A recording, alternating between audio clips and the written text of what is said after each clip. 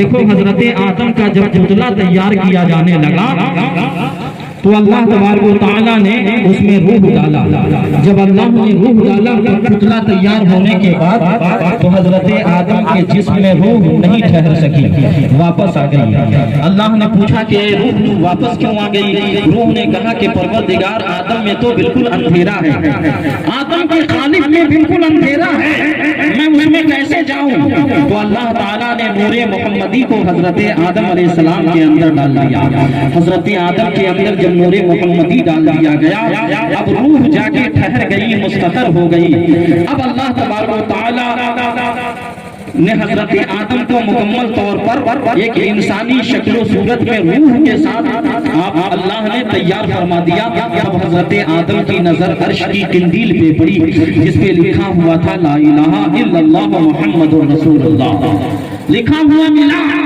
حضرت آدم صفی اللہ نے دیکھا اور مچل گئے, مگر جب حضرت آدم چلتے تھے تو فرشتوں کی نورانی جماعت آدم کے پیچھے پیچھے چلتی تھی. اللہ نے حضرت آدم علیہ السلام کو وہ مقام بخشا کہ فرشتوں کی جماعت پیچھے چلتی تھی. تو ایک دن حضرت آدم نے پوچھا کہ یا اللہ, یہ فرشتوں کی نورانی جماعت میرے پیچھے کیوں چلتی ہے, پیچھے پیچھے کیوں چلتی ہے؟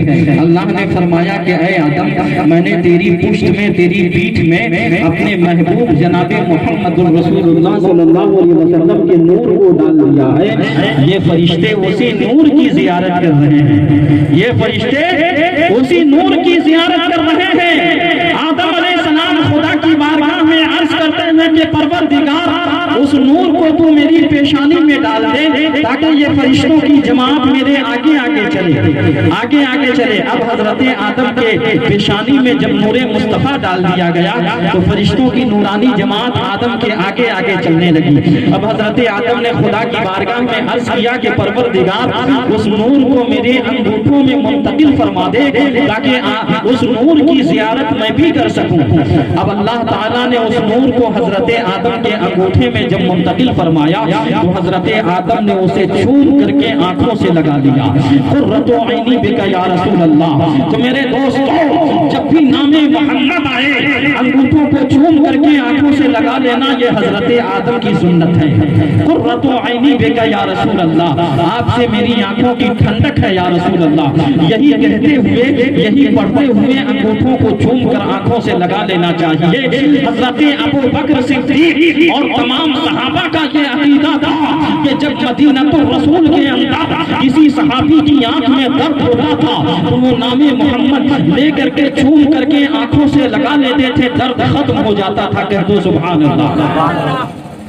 یہ میرے نبی صلی اللہ علیہ وسلم کے نام کی برکت ہے. تو جس نبی کے نام میں اتنی برکت ہو, بتاؤ اس نبی کی ذات میں کتنی برکت ہوگی. اس نبی کی عظمت و کمال کو کوئی کیسے بیان کر سکتا ہے؟ مسلمانوں, آج بھی اور صبح قیامت تک جو ہم عذاب سے بچے ہوئے ہیں, یہ میرے نبی کا کرم ہے, یہ میرے نبی کی رحمت ہے. وما ارسلناک الا رحمۃ للعالمین. اے محبوب, ہم نے آپ کو ساری کائنات کے لیے رحمت بنا کر بھیجا. اور اے میرے پیارے محبوب, آپ اگر ان کے درمیان نہیں ہوتے تب اللہ کا عذاب آتا. اللہ اپنا عذاب اس وقت تک ان پر نازل نہیں فرمائے گا جب تک آپ ان کے درمیان موجود ہیں, جب تک آپ ان کے درمیان موجود ہیں. واللہ لا يعذبهم وانت فیہم. اے محبوب, جب تک آپ ان کے درمیان موجود ہیں اللہ اپنا عذاب نازل نہیں فرمائے گا. اب بتاؤ, ہمارے آقا ہمارے درمیان موجود ہیں کہ نہیں؟ بولیے ہیں کہ نہیں؟ ہمارا وہ ڈالڈا چھاپ, گھی چھاپ عقیدہ نہیں ہے کہ نبی مر کے مٹی میں مل گئے. معاذ اللہ, نبی تو کل بھی زندہ تھے, آج بھی زندہ ہیں اور قیامت تک زندہ رہیں گے. اس لیے کہ جب حدیث قدسی میں ہے ان اللہ حرم علی الارض ان تاکل اجساد الانبیاء فنبی اللہ حی یرزق ویصلی فی قبرہ. بے شک اللہ تعالیٰ نے زمین پہ حرام قرار دیا کہ وہ نبیوں کے جسموں کو کھائے, وہ اپنی قبروں میں نماز بھی پڑھتے ہیں, انہیں اللہ کی جانب سے رزق بھی ملتا ہے. تو ہمارا عقیدہ وہی عقیدہ ہے جو بریلی کے تاجدار, سنیوں کے غمخوار, آیت رب العالمین, معجزۂ سید المرسلین اہل سنت مجدد اعظم امام احمد رضا محدث بریلوی کا عقیدہ ہے کہ تو زندہ ہے واللہ، تو زندہ ہے واللہ، میری چشم عالم سے چھپ جانے والے۔ تو میرے آقا کل بھی زندہ تھے، آج بھی زندہ ہے، قیامت تک زندہ رہیں گے۔ اور سب سے بڑی فضیلت یہ ہے ہر نبی اپنے اپنے زمانے میں نبی کا تذکرہ کیا، میرے نبی کا ذکر کیا۔ آدم علیہ السلام نے بھی اپنے انتقال سے پہلے اپنے بیٹے شیش کو نصیحت کرتے وقت یہ فرمایا تھا آخری نصیحت میں کہ بیٹے اے شیش، جب تم کبھی کوئی بڑی مصیبت میں مبتلا ہو جانا تو اللہ تعالیٰ سے محمد رسول اللہ کے حوالے سے دعا کرنا۔ دیکھو میرے نبی دنیا میں نہیں آئے بظاہر، مگر آدم علیہ السلام بس نصیحت کر رہے ہیں۔ کیوں؟ اس لیے کہ اعلیٰ حضرت فرماتے ہیں کہ آدم علیہ السلام زندگی بھر فرماتے رہے ظاہر میں میرے پھول، حقیقت میں میری اصل، فریاد ان کی یاد میں یہ گل بشر کی ہے۔ آدم علیہ السلام جانتے ہیں اے جناب محمد رسول اللہ، ظاہری میں تو آپ میری اولاد ہیں، مگر حقیقت یہ ہے حقیقت میں بھی آپ ہی سے وجود پایا ہوں، مجھے بھی آپ ہی کی وجہ سے وجود ملا ہے، مجھے بھی آپ ہی کے سبب دنیا میں بھیجا گیا ہے۔ بات سمجھ میں آ رہی ہے؟ یہ آدم علیہ السلام کا عقیدہ تھا۔ اب دیکھو حضرت عیسیٰ علیہ السلام کا زمانہ آیا تو عیسیٰ علیہ السلام نے اپنی امت سے فرمایا وَمُبَشِّرًا بِرَسُولٍ يَأْتِي مِن بَعْدِي اسْمُهُ احمد، میرے بعد جو رسول تشریف لانے والے ہیں ان کا نام احمد ہوگا صلی اللہ علیہ وسلم۔ میرے نبی کا آسمانی نام احمد ہے اور زمینی نام محمد ہے۔ تو حضرت عیسیٰ نے فرمایا کہ میرے بعد جو رسول تشریف لانے والے ہیں ان کا نام احمد ہوگا۔ تو حضرت عیسیٰ کے کتنے سنے عیسوی کے حساب سے 571 سال کے بعد میرے نبی دنیا میں تشریف لائے۔ بات سمجھ میں آ رہی ہے؟ دیکھیے حضرت عیسیٰ علیہ السلام اپنی امت کو نبی کونین صلی اللہ علیہ وسلم کے بارے میں بتاتے رہے۔ اور دیکھیے کچھ لوگوں کو یہ بھی اعتراض ہوتا ہے کہ اسلام میں جب 2 ہی عیدیں ہیں تو یہ تیسری عید میلاد النبی کہاں سے آ گئی؟ میں کہتا ہوں کہ یہ عید نہیں ہے بلکہ عیدوں کی عید ہے۔ یہ جو 2 عید ہم کرتے ہیں عید اور بقرعید، اس کی بھی عید کیا ہے؟ جشن عید میلاد النبی، اسی کے صدقے میں یہ دونوں عیدیں ملی ہیں۔ اسی لیے شاعر کہتا ہے کہ نثار تیری چہل پہل پر ہزاروں عیدیں ربیع الاول، سوائے ابلیس کے جہاں میں سبھی تو خوشیاں منا رہے ہیں۔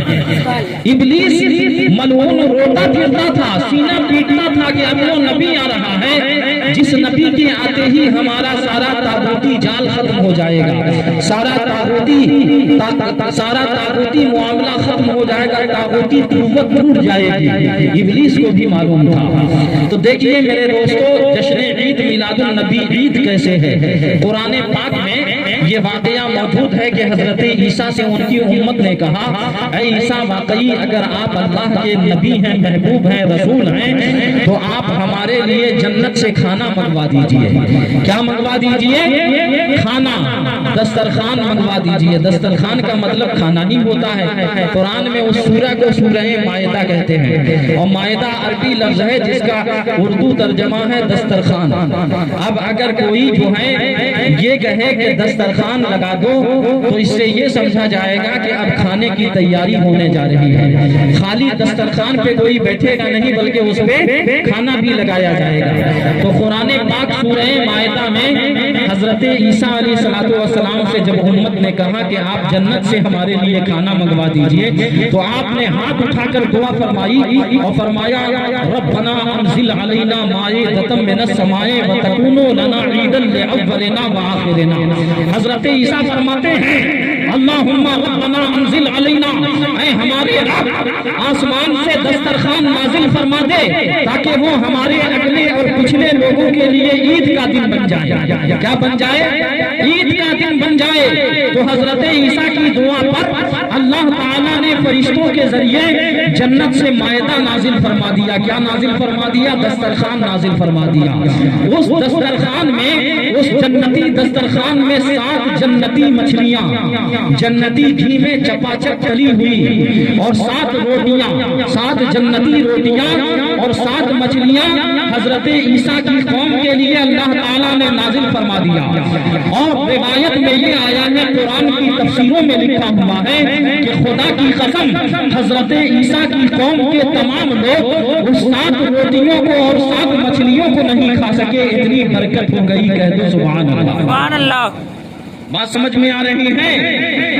7 جنتی مچھلیاں اور جنتی روٹیاں حضرت عیسیٰ کی قوم پہ اللہ تعالیٰ نے نازل فرما دی اور پوری قوم کھا کے سیراب ہو گئی مگر ختم نہ کر سکی۔ تو میرے دوستو کہنے کا مقام یہ ہے کہ جب میرے نبی صلی اللہ علیہ وسلم اس دنیا میں تشریف لائے تو وہ عید کا دن کیوں نہ ہو؟ جب آسمان سے دسترخوان نازل ہوا تو عیسیٰ علیہ السلام کے امت کے لیے عید کا دن بن گیا، اور جس دن کائنات کا رسول آیا، تاجداروں کا تاجدار آیا، امت کا غمخوار آیا، ساری کائنات کا سرور آیا، ساری نعمتوں کی عظیم نعمت آئی، نبی کونین کی جلوہ گری ہوئی، وہ عید کا نہیں بلکہ عیدوں کی عید کا دن ہے، کہہ دو سبحان اللہ۔ سبحان اللہ۔ بات سمجھ میں آ رہی ہے؟ دیکھو حضرت آدم علیہ السلام آئے، آدم تھے صفی اللہ بعد میں بنے، حضرت نوح علیہ السلام دنیا میں تشریف لائے، نوح پہلے تھے، نجی اللہ بعد میں بنے، داؤد علیہ السلام تشریف لائے، داؤد پہلے، خلیفۃ اللہ بعد میں، حضرت ابراہیم تشریف لائے، ابراہیم پہلے، خلیل اللہ بعد میں، عیسیٰ آئے، عیسیٰ پہلے، روح اللہ بعد میں، حضرت موسیٰ آئے، موسیٰ پہلے، کلیم اللہ بعد میں، حضرت اسماعیل آئے، اسماعیل پہلے، ذبیح اللہ بعد میں۔ مگر میرے نبی جب دنیا میں تشریف لا رہے ہیں تو پہلے محمد، پہلے عبداللہ کے بیٹے نہیں ہیں، پہلے آمنہ کے لختے جگر نہیں ہیں، پہلے تو میرے نبی محمد رسول اللہ ہے صلی اللہ علیہ وسلم۔ تمام نبیوں کی خوبیاں، تمام رسولوں کی صفتیں اللہ نے یکجا جمع کر کے اپنے محبوب کو اس خاکدانِ گیتی پہ بھیجا، اور جب میرے نبی اس خاکدانِ گیتی پہ تشریف لائے تو تشریف لانے کا عالم یہ تھا کہ عام بچے جو دنیا میں آتے ہیں سر کے بل آتے ہیں، مگر میرے نبی آ رہے ہیں تو پاؤں کے بل آ رہے ہیں، پاؤں زمین پہ رکھتے ہوئے سر کو مصطفیٰ سجدے میں ڈال دیتے ہیں اور رب حبلی امتی، رب حبلی امتی کی صدائیں بلند فرما رہے ہیں، اے رب ہمارے گنہگار امت کو بخش دے، اے رحمانی رحمت پور شریف کے خجور مسلمانوں، جب میرا نبی پیدا ہوتے ہم گنہگار امت کو نہیں بھولا تو ہم امتیوں کا بھی یہ فرض بنتا ہے کہ ہر وقت اپنے نبی کا ذکر جمیل کرتے رہیں۔ بات سمجھ میں آ رہی ہے؟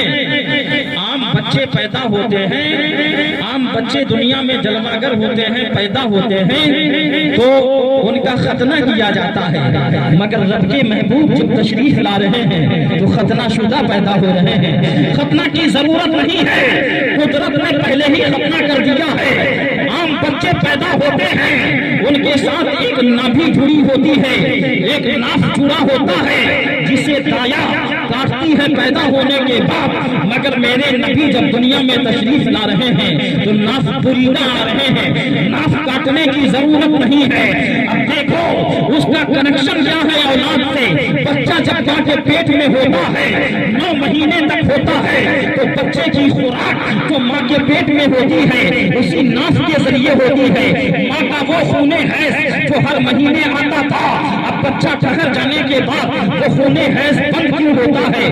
اس لیے کہ اسی ناف کے ذریعے وہی خون جا کر بچے کی خوراک بنتا ہے۔ اس لیے کہ میرے دوستو دیکھو اللہ تعالیٰ نے اپنی ماں کے پیٹ میں بھی بچے کے زبان کو، منہ کو محفوظ رکھا ہے، اس لیے محفوظ رکھا کہ جب یہ بچہ دنیا میں آئے گا اسی زبان سے میرا نام لے گا، اسی زبان سے میرے محبوب پہ درود پڑھے گا، اسی زبان سے قرآن کی تلاوت کرے گا۔ تو میرے دوستو اللہ نے بچے کو جب ماں کے شکم میں، ماں کے پیٹ میں زندگی دی ہے تو منہ کے ذریعے خوراک نہیں دیا ہے۔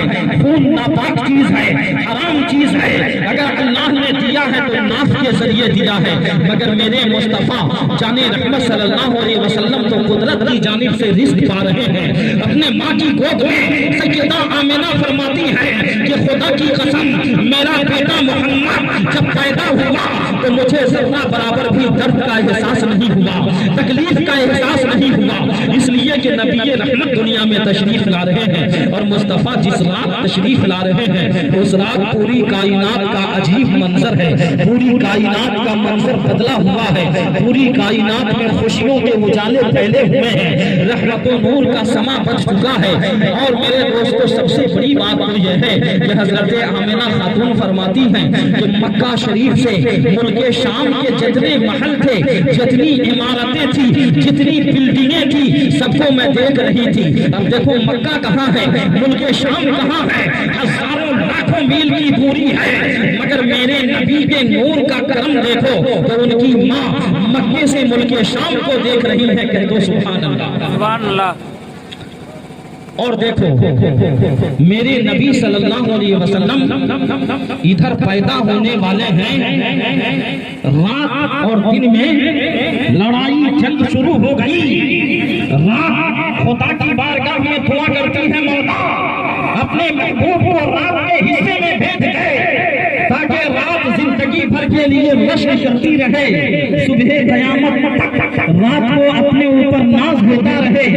دن نے کہا کہ اے میرے پروردگار اپنے محبوب کو دن میں بھیج دے تاکہ دن جو ہے صبح قیامت تک رش کرتا رہے۔ میرے اللہ نے فرمایا اے رات اور دن تم لوگ آپس میں تفرقہ نہ ڈالو، پریشان مت رہو، میں اپنے محبوب کو ایسے وقت میں بھیجوں گا کہ نہ رات ہوگی نہ دن، بلکہ دن کا بھی وجود ہوگا، رات کا بھی وجود ہوگا، دونوں حصے کا وجود ہوگا، اور میرے محبوب دنیا میں تشریف لائیں گے۔ ادھر میرے نبی تشریف لا رہے ہیں، ادھر حضرت عبد المطلب کعبے کا طواف کر رہے ہیں۔ عبد المطلب کیا دیکھتے ہیں کہ کعبہ بیت آمنہ کی طرف جھک گیا ہے، حضرت آمنہ کے گھر کی طرف جھکا ہوا ہے۔ حضرت عبد المطلب پریشان ہو گئے، یا اللہ یہ کیا ماجرا ہے، کعبہ کی زیارت تو اور دن بھی کرتے تھے، کعبے کا طواف اور دن کیا کرتے تھے، کعبہ کو کبھی اس حالت میں نہیں دیکھا، آج کیا ماجرا ہے کہ کعبہ آمنہ خاتون کے گھر کی طرف جھک گیا ہے۔ آواز آئی کہ اے عبد المطلب تیرے بیٹے عبداللہ کے گھر، تیری بہو آمنہ خاتون کے گھر جو پیدا ہو رہا ہے وہ کوئی اور نہیں ہے، وہ کعبے کا کعبہ ہے، اس لیے کعبہ جھکا ہوا ہے بیت آمنہ کی طرف۔ میرے آقا اعلیٰ حضرت بریلی کی سرزمین سے بول پڑے، حاجیوں آؤ شہنشاہ کا روزہ دیکھو، کعبہ تو دیکھ چکے، کعبے کا کعبہ دیکھو۔ رسول اللہ